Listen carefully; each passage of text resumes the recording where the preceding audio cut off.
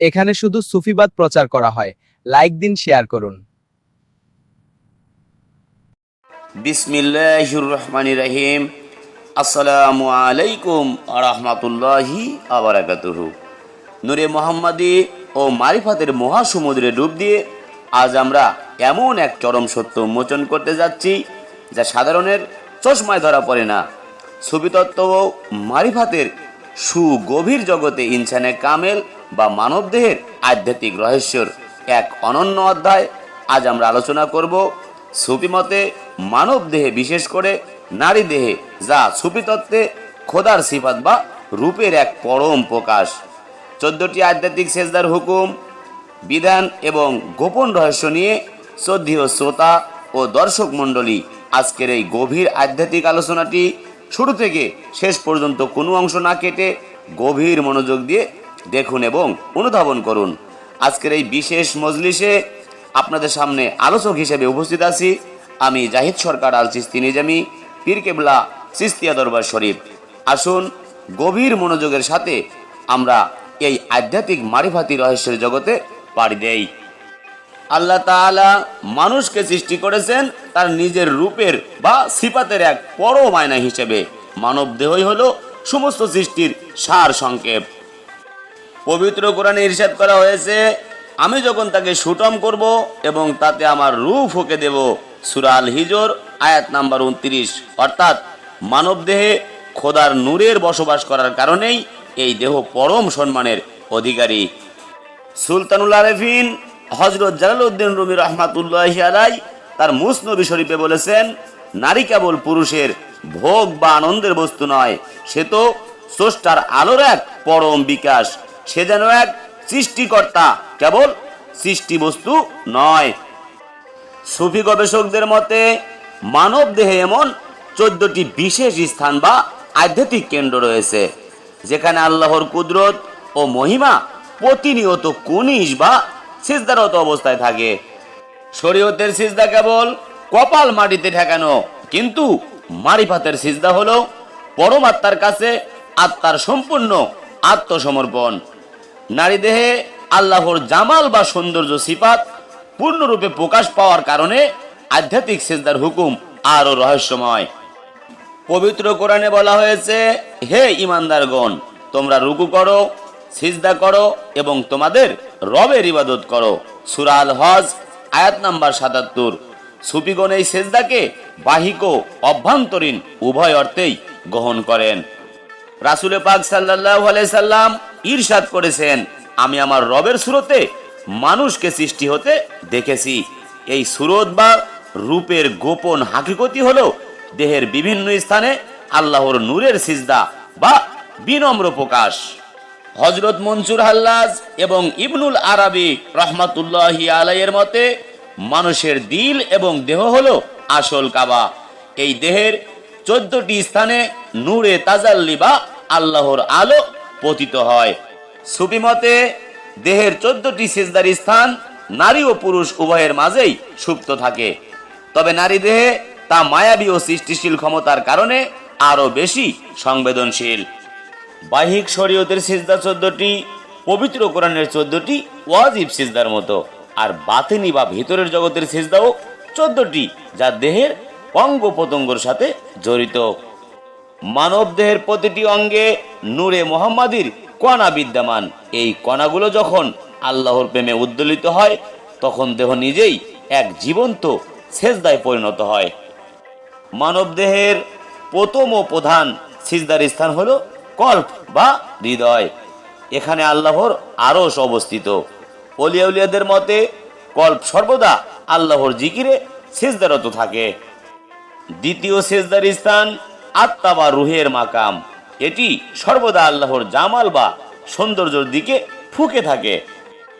তৃতীয় সিজদার স্থান গুপ্তকিণ্ড বা সির লতিফা, যেখানে আল্লাহর গোপন রহস্যের আলো এসে পতিত হয় এবং অঙ্গটি বিনম্র হয়। চতুর্থ সিজদার স্থান খফি, অতি গোপন কেন্দ্র। এই স্থানে সাধক আল্লাহর সান্নিধ্যের এক পরম প্রশান্তি অনুভব করেন। পঞ্চম সিজদার স্থান আকফা, মহাগোপন কেন্দ্র, যেখানে সৃষ্টির সমস্ত পর্দা দূর হয়ে যায় এবং সাধকের সত্তা আল্লাহর নূরে বিলীন বা ফানা হয়ে সেজদারত হয়ে যায়। 6 নম্বর সিজদার স্থান কপাল বা ললাট। বাহিক ও অভ্যন্তরীণ উভয় জগতের মিলনবিন্দু কপাল যখন মাটিতে পড়ে তখন ভিতরের অহংকার চুরমার হয়ে যায়। 7 নম্বর সিজদার স্থান চোখ বা নজরে মাকাম। চোখ দিয়ে যখন আল্লাহর কুদরত সুন্দর সৃষ্টি দেখা হয় তখন চোখের মনি আল্লাহর কুদরতের সামনে সেজদারত হয়। 8 নম্বর সিজদার স্থান 2 কান বা চোবনের মাকাম। হক বা সত্যবাণী শোনার মাধ্যমে কানের ভিতরের আধ্যাত্মিক লতিফা আল্লাহর হুকুমের কাছে মাথা নত করে। সুফি দর্শনে এবং কোরআনের বিধানে পীর বা মুর্শিদের হাত ধরে বায়াত হওয়া ফরজ আইন। আল্লাহ পাক ইরশাদ করেন, হে ঈমানদারগণ, আল্লাহকে ভয় করো এবং সত্যবাদীদের ওলিয়া উলিয়াদের সঙ্গী হও। সূরা আত-তাওবা আয়াত নাম্বার 119। বায়াত না হলে বাতিনি চোখ অন্ধ থাকে এবং দেহের এই 14টি সেজদার রহস্য কোনোদিনও উন্মোচিত হয় না। এই মানব দেহের 14টি মাকাম, লতিফা এবং গুপ্ত রহস্য কেবল একজন কামেল মুর্শিদের সহচর্যেই চেনা সম্ভব। আপনি যদি আপনার ভিতরের আল্লাহ প্রদত্ত নূরকে জাগ্রত করতে চান তবে আজই কামেল মুর্শিদের হাত ধরে তরিকার বায়াত গ্রহণ করুন।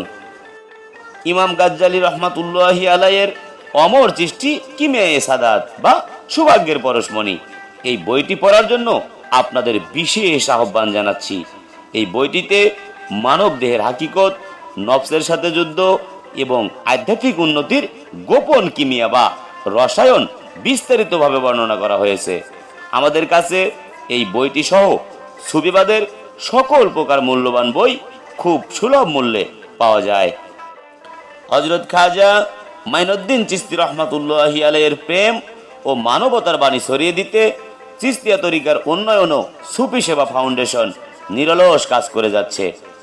মানব সেবা এবং আধ্যাত্মিক জ্ঞান বিস্তারের এই সংগ্রামে সামিল হতে আমাদের ফাউন্ডেশনের সদস্য হওয়ার জন্য আপনাদের উদাত্ত আহ্বান জানাচ্ছি। 9 নম্বর সিজদার স্থান জিহ্বা বা বাণীর মাকাম।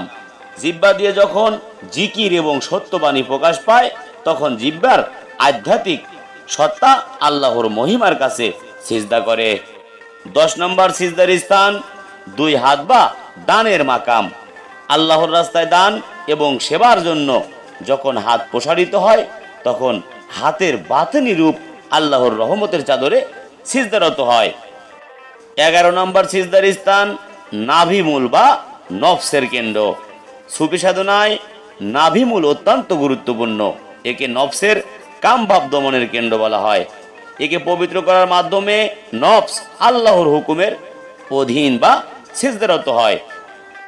12 নম্বর সিজদার স্থান মেরুদণ্ড বা সুষুম্না কাণ্ড। আধ্যাত্মিক শক্তির মেরুদণ্ড বেয়ে উপরে ওঠার যে পথ তাকে সুফিগণ আল্লাহর কুদরতের এক বিশেষ সিজদার রাজপথ বলে। 13 নম্বর সিজদার স্থান 2 পা বা হিজরতের মাকাম। পা যখন আল্লাহর ঘরের দিকে বা কোনো ওলি আল্লাহর দরবারের দিকে ধাবিত হয় তখন পায়ের প্রতিটি কদম এক একটি সিজদার সওয়াব লাভ করে। 14 নম্বর সিজদার স্থান সমগ্র ত্বক ও লোমকূপ।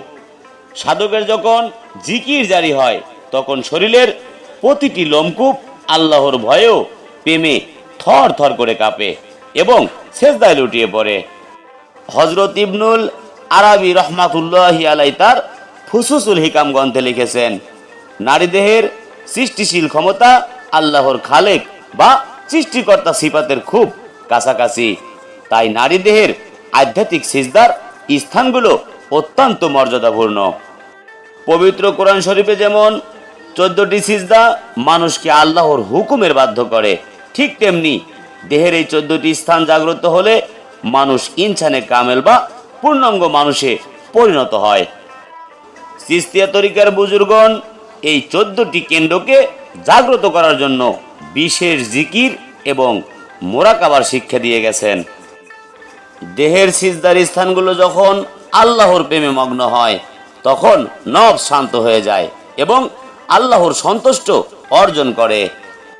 আল্লাহ তাআলা বলেন, আমি জিন ও মানব জাতিকে কেবল আমার ইবাদতের মারিফাতের জন্য সৃষ্টি করেছি। সূরা আল জারিয়াত আয়াত নাম্বার 56।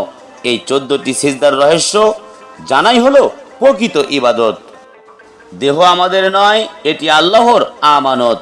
তাই দেহের প্রতিটি অঙ্গকে আল্লাহর চরণে সিজদানত রাখাই হলো বান্দার মূল কাজ। যখন কোনো সাধক এই 14টি সিজদার হুকুম অন্তরে ধারণ করে, তখন তার চোখের সামনে থেকে দুনিয়ার সমস্ত মোহ এবং মায়ার পর্দা সরে যায়। নারী দেহের এই আধ্যাত্মিক উচ্চতা ও সিজদার রহস্য খাতুনে জান্নাত মা ফাতেমাতুজ জোহরা রাদিয়াল্লাহু তাআলা আনহুর পবিত্র নূরের ফায়েজ ও বরকতের সাথে সম্পর্কিত। লোমকূপ থেকে শুরু করে হৃদয়ের গভীর পর্যন্ত যখন 14টি স্থানই সিজদারত হয়, তখন সাধক ফানা ফিল্লার মাকামে পৌঁছান। আমি একজন পীর কেবলা হিসেবে বলছি, দেহকে কেবল একটি মাটির পুতুল ভেবো না, একে ভালোবাসো খোদার আরশ হিসেবে এবং এর প্রতিটি লতিফাকে সিজদার নূরে আলোকিত করো। বাহিক নামাজ ও সিজদা ছাড়া বাতেনি সিজদা একেবারেই অসম্ভব। তাই শরীয়তের হুকুম আহকাম 16 আনা পালন করে মারিফাতের এই 14টি সিজদার মাকামে উন্নতি হতে হয়।